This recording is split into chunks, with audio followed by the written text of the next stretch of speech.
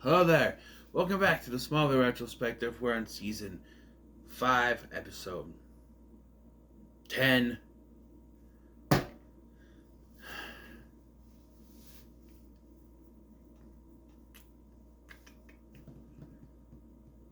Fanatic.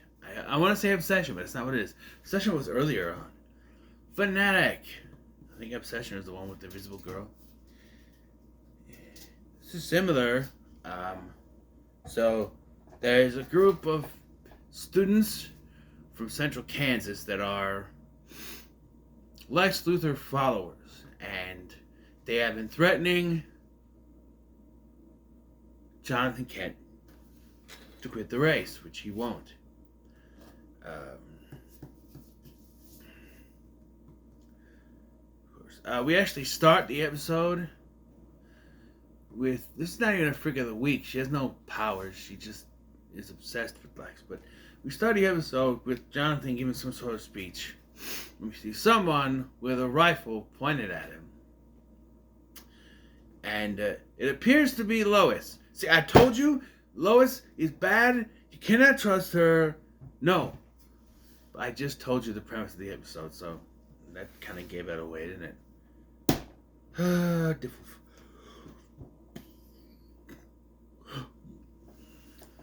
So yeah, and we see that Griff, the guy I mentioned in the last episode that was getting stuff for Lex, he got something, and then Lionel just so happens to know exactly where Griff is, and is like, no, give me that. I have more money here. He then sets the thing on fire and supposedly kills Griff. I don't think we see it on TV. I was down organizing at that point.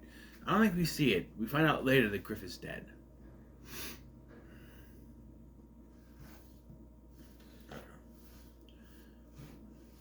And again, I have the question is if he's willing to go to lengths to make sure that Lex won't win. He's even later offers Martha money to help fund their campaign so that Lex doesn't win. Why? In an alternate world would he dismiss Lex for dropping out of it? It makes no sense. We are seeing him actively go against what Lex is doing. Why would he be mad and disown Lex for dropping out of that race? I know there's more to that. He blew the whistle on the company and all that, this and that, sure. But, I don't know. They make it sound very much like it was the campaign that made him not.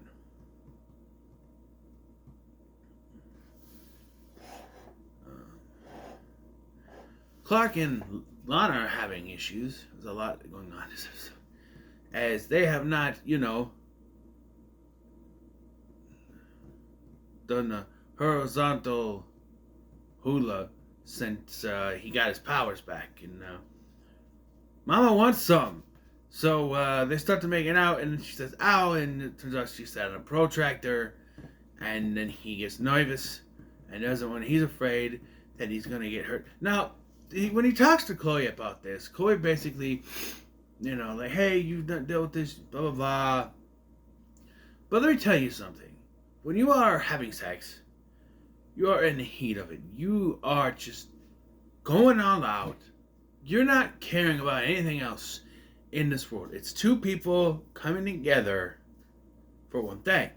You are not caring about anything else in this world. Everything else is gone. There's a possibility he could slip up and hurt her doing that. One big pelvic thrust, and she's got groin issues for weeks, months, years. Come on. You could break her spine doing something, I'm sure you could say, hey, how about we do this, you sit on top. And just do that all the time. And she's like, well, I gotta do all the work. That's what it'll lead to. That's the only solution I see is have her sit on top and then do it. But I don't know, because then she's going to get, why do I have to do everything? Things worse. No, they have an argument. And then Clark leaves, and like I said, he goes to talk to Chloe.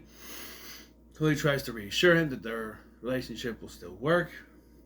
I like how he gets kind of iffy talking to Chloe about the situation. She's like, oh, okay, oh, all right. Mm-hmm. So Lex has to talk in front of these students, which we meet the main student, Samantha Drake, who has two other cohorts with her, one of which is Buzz from Psych. Yeah, there's a scene where they're outside confronting Lois. We'll get to Lois. But I'm just like, they show him in the background behind her, and I go, Buzz! Because that's, meanwhile, at the Kent house, Jonathan fires his campaign manager for trying to make him too business-like. He has a Amster-like. Trust me, once you get deeper into December, you'll get that reference. But, no.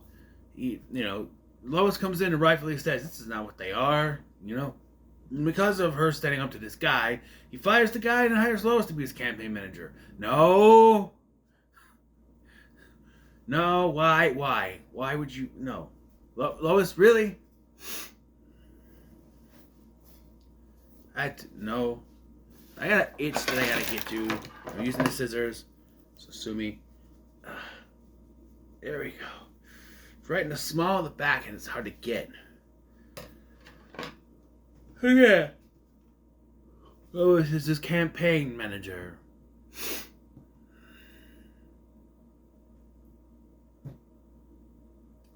Sure. I guess if you're fine, it's fine.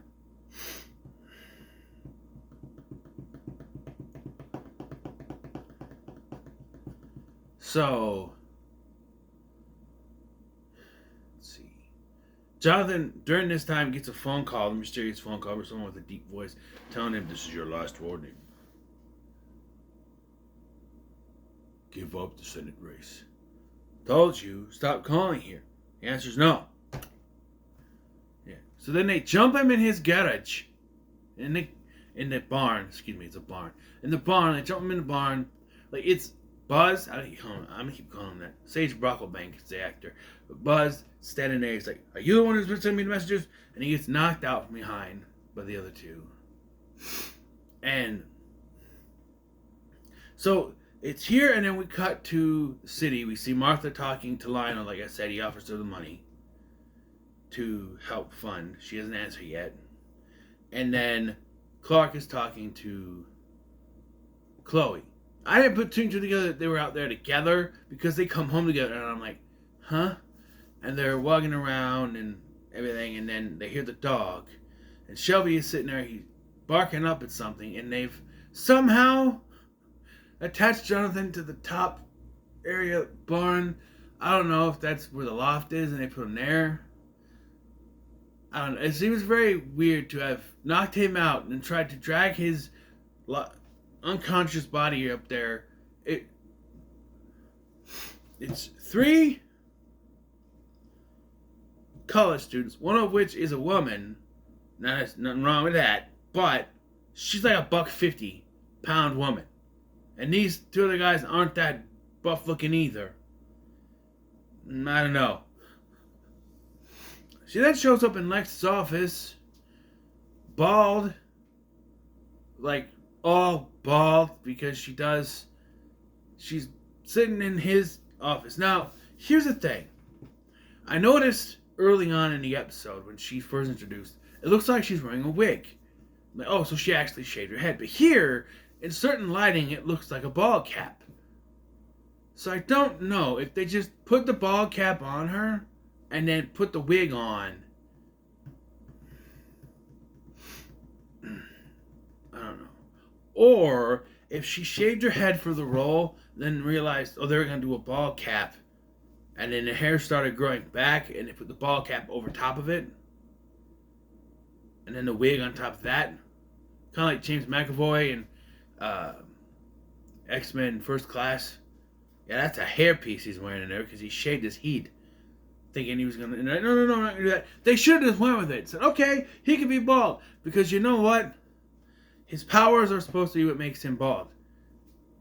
Right? And is what takes away his... Maybe not his powers are what makes him bald, but he's supposed to be bald the whole time. Not just, oh, he's old. Even in flashback sequences when he's younger, he's bald. So, No, he's always supposed to be bald. Like he has alopecia or some shit. Like Lex Luthor here, right? I don't, it's the reason why I don't really look to Gene Hackman as Lex Luthor, because he's got the hairpiece on the whole time. And he's not bald to the second one, and even then he puts the hairpiece back on. And then, in the fourth one too, I think. I don't know. But, and also you got John Shea, who's Lex Luthor, has hair for the entire run of the first season, and isn't bald till later. Even that's said it's like a clone or some shit. I don't know. That show takes liberties. Lots of liberties. Probably more so than the Flash show, the original one. We'll get to it eventually on this channel. But anyway, so yeah, she's sitting there in a robe. She disrobes. I don't know what she's thinking here. Because, yeah, the attack on Jonathan has now put Lex in a negative light. People think he is responsible for it. And then she just brushes it off. And we find out later that she killed her other two subordinates when she shaved her head. She's cuckoo bananas. So, she's cuckoo pants.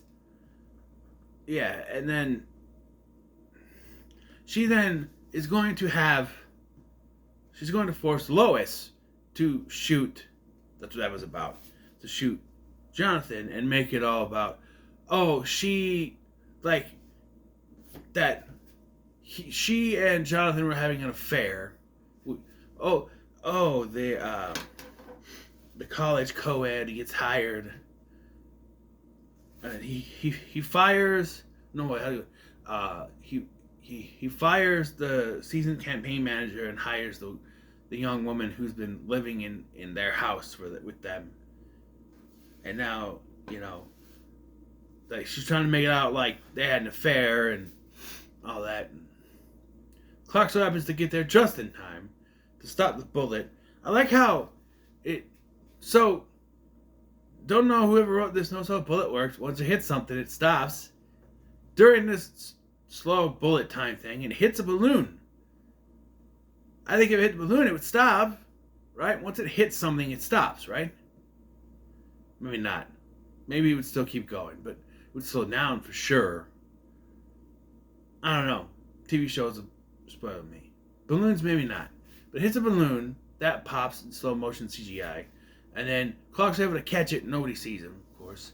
And they somehow still hear the gunshot through all the noise that's going on there. And then by the time that Clark gets back up there, Lois is taking care of it. Yeah. Yes. And then Lex and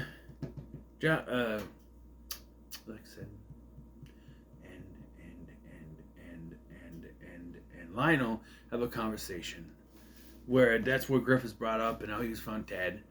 Interesting that Jonathan didn't apologize to Lex for thinking he was behind it, because he wasn't. He didn't apologize. I know they're running for state senate right now, but still,